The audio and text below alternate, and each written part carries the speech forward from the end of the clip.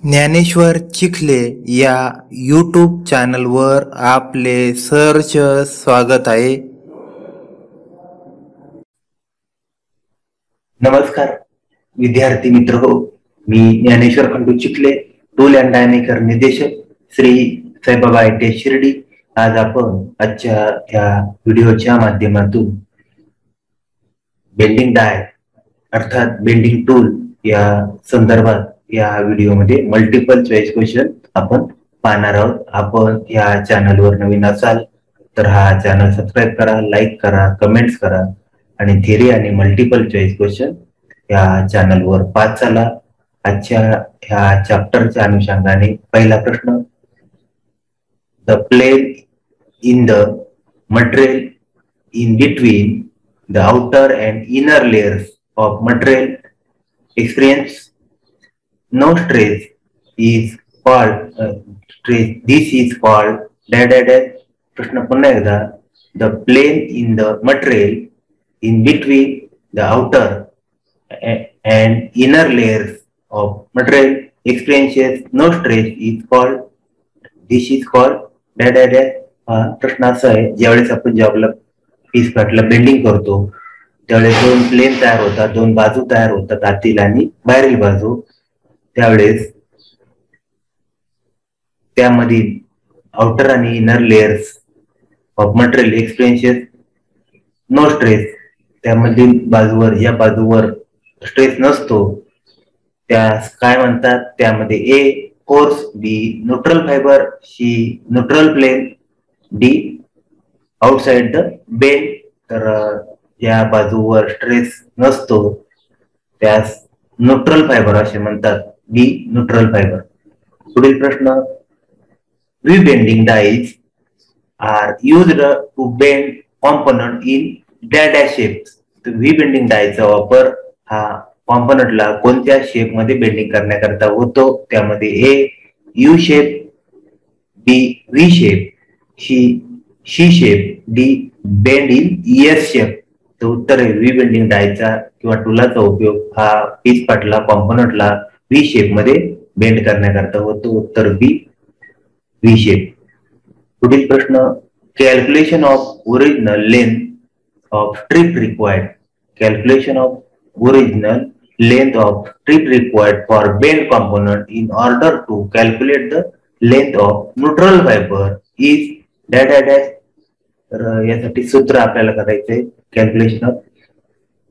Calculation the length of neutral fibre साठी.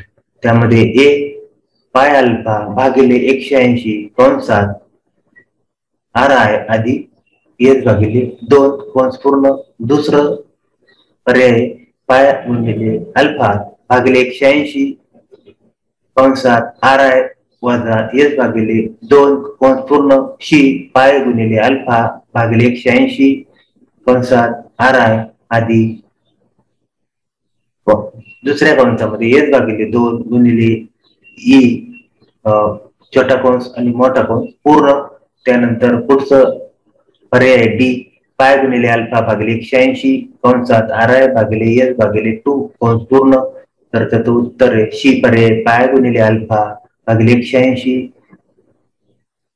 त्याच्यामध्ये कंसात आर आय अधिक परत दुसऱ्या कंसात एस भागिले 2 गुणिले ई कंस पूर्ण परत दुसरा कंस पूर्ण, असं याचं सूत्र आहे. Calculation of original length of strip required for bend component in order to calculate the length of neutral fibre is, हे त्याचं उत्तर. पुढील प्रश्न, the spring back also varies dash in proportional to the size of the bend radius. प्रश्न असा आहे, the spring back also varies dash proportional. Spring back हा कशाशी related to the size of the bend radius असतो. त्यामध्ये A directly, B indirectly, C both A and B, D none of this. उत्तर आहे, spring back is also varies directly in the proportional to the size of the bend radius. पुढील प्रश्न, the larger the bend radius is the dash dash the spring back. तर त्याचं उत्तर आहे B greater. त्याच्यामध्ये पर्याय होता A lower, B greater, C medium, D none of this. तर लार्जर बेंड रेडियस, तर त्यामुळे जास्त प्रमाणात ग्रेटर स्प्रिंग बॅक येत असतो. Over bending is the simplest way. Over bending is the simplest way to the correct spring back. It is done by making. तर आपण bending करत असताना बरेच तो बेंड केलेला कॉम्पोनंट मूळ स्थितीत जाण्याचा प्रयत्न करत असतो. त्याच्यामध्ये असलेल्या स्प्रिंग बॅक या गुणधर्मामुळे त्याकरता ओव्हर बेंडिंग इज, त्याकरता हा मार्ग आहे simplest way to the correct spring back करण्याचा. It is done by making. त्याकरता काय करावं लागतं, त्यामध्ये ए डाय angle, B punch angle, C both A and B, D none of this. उत्तर आहे त्याकरता पंच अँगल. पंचला वेगवेगळे अँगल ओव्हर बेंडिंग साठी द्यावे लागतात. त्यानंतर पुढील प्रश्न, in spring back V bending the punch angle smaller by the required amount of soft tip brass aluminium is. तर स्प्रिंग बॅक साठी V bending punch angle smaller by the required amount of small steel, required amount of soft steel brass aluminium is. त्यामध्ये A 0 degree, B 1 degree, C 0 ते 1 degree, D more than 2 degree, 2 degree म्हणतो आपण त्याला. उत्तर आहे C 0 ते 1 degree. पुढील प्रश्न, in spring back V bending the punch angle smaller by the required amount for 1/4 hard to 1/2 hard material is. Spring back V bending punch angle smaller by the required amount for 1/4 hard, 1/4 ते 1/2 hard material साठी spring back म्हणजे V bending तुला करता punch angle smaller by the required amount of. तर त्याचं पर्याय त्याचे A 0 degree, B 1 degree, C 1 ते 5 डिग्री, डी 6 ते 8 डिग्री. तर उत्तर आहे सी 1 ते 5 डिग्री. पुढील प्रश्न, in spring back V bending the punch angle smaller by the required amount for hardened material is. In spring back we bending the punch angle smaller by the required amount for hardened material is. त्यामध्ये ए 1 ते 2 degree, बी 5 ते 6 degree, C 10 ते 12 degree, D 12 ते 15 degree. उत्तर आहे 12 ते 15 degree. पुढील प्रश्न, this is the most effective way avoiding spring back in V bending tool. तर वी बेंडिंग टूलामध्ये त्यामध्ये स्प्रिंग बॅक टाळण्याकरता, अवॉइड करण्याकरता कोणता मोस्ट इफेक्टिव्ह मार्ग वे आहे. त्यामध्ये ए ओव्हर बेंडिंग, बी कॉर्नर सेटिंग, सी ऑफसेट पंच method, D all of this. तर वरीलपैकी तीनही पर्याय हे वी बेंडिंग टाळण्याकरता मोस्ट इफेक्टिव्ह मार्ग आहेत, उपाय आहेत. त्यामध्ये पुढील प्रश्न, in bending operation dash of the material in process is extend. In bending operation dash of the material dash of the metal in process, dash of the metal in process is extend. त्यामध्ये ए ultimate strength, B electric limit, C maximum limit, D none of this. उत्तर आहे B electric limit. पुढील प्रश्न, the amount of spring back depend on dash properties.